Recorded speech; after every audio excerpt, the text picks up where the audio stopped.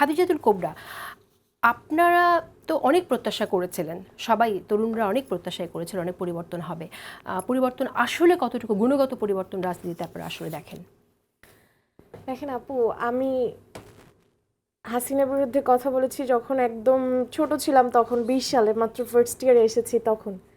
কারণ মনে হয়েছে যে যেটা অন্যায় সেটা বলতে হবে, ছোটবেলা থেকে এটাই অভ্যাস। মানে সত্যিটা বলতে তখন হবে। বয়স কত ছিল? 16 বছর? আপু 17, আন্ডার 18 ছিলাম, জি 20-তে। তো পরবর্তীতে আপু মানে আমি হচ্ছে 2 বছর গত জেল থেকে বের হয়েছি আমি 23শে নভেম্বরে। অভ্যুত্থান হলো হচ্ছে জুলাই হলো 24-এ। তো এই 2 বছর আমাকে প্রত্যেকটা জায়গা থেকে অ্যাপ্রোচ করা হয়েছে। এনসিপির থেকে আমাকে দৈনিক কল দেওয়া হইতো, যুব উইংয়ে আমি যেই পদ চাই সেটা দেওয়া হবে, এনসিপির এটা সেটা অনেক কিছু বলা হয়েছে।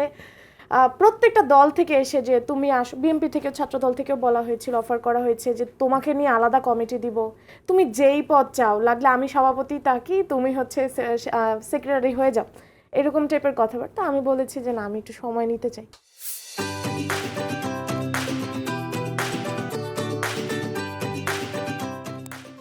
তো আমার প্ল্যানিংয়ে ছিল হয়তো ছাত্রদল নয়তো এনসিপি, কারণ যেহেতু এনসিপি হচ্ছে নতুন ধারার রাজনীতি করছে। পরবর্তীতে তাদের কাজকর্ম দেখে আমি একদম হতাশ যে এইটা কিভাবে সম্ভব। আর বাংলাদেশে আসলে পলিটিক্সটা এরকম যে আপনি একা উঠতে পারবেন না আপু। যখন আমি সব জায়গায় ক্ষোভের কথাটা বলি যে যখন জুলাই অগ্নিকন্যাদের সম্মাননা প্রদান করা হয়, তারা শুধু নিজের দলের নির্দিষ্ট কিছু মেয়েদেরকে ডাকে, নির্দিষ্ট, অথচ জুলাইটা ছিল সম্মিলিতভাবে করা। তো এই জায়গাগুলো থেকে আমার খুব হচ্ছে, প্রোগ্রামটার কথা বলছেন না আপু, দলীয় প্রোগ্রামগুলো।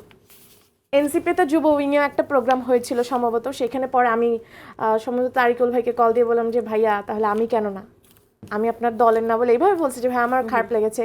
আমাদের ক্যাম্পাসে হচ্ছে নূর মানে ভিপি নূর গিয়েছিল, সে যে তার কিছু দলীয় লোকজন বা কিছু মানুষকে দিয়ে এসেছে জুলাই অগ্নিকন্যার সম্মাননা।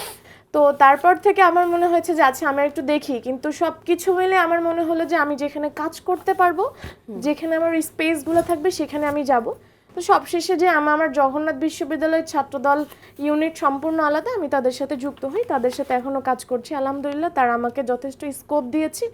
আর ছাত্রদল বা বিএনপি হচ্ছে এরকম একটা জায়গা যেখানে নিকাব পরা নারীরাও আছে, যেখানে নিকাব ছাড়াও নারীরা আছে, মানে সব ধরনের আছে। তারা ওই জায়গায় রেসপেক্টের জায়গাটা রেখেছে।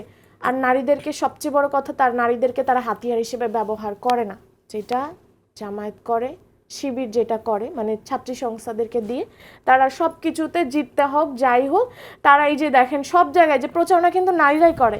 কিন্তু আফসোস যে আমরা হ্যাঁ ভোটের প্রচারণা করছি, হ্যাঁ ভোটে মানে বলা হয়েছে যে জুলাই সনদে 5% নারী দেওয়া হবে, জামাত কিন্তু একটা নারী দেয় নাই। তাহলে মানে আমাদের নারীরা নিজেরাই বুঝতেছে না যে তারা আমাদেরকে তো সম্মান দিচ্ছে না, তারা আমাদের প্রাপ্যটা দিচ্ছে না, অথচ জামায়াতের নারী কর্মী সবচেয়ে বেশি, ভোটগুলো চাচ্ছে নারীরা।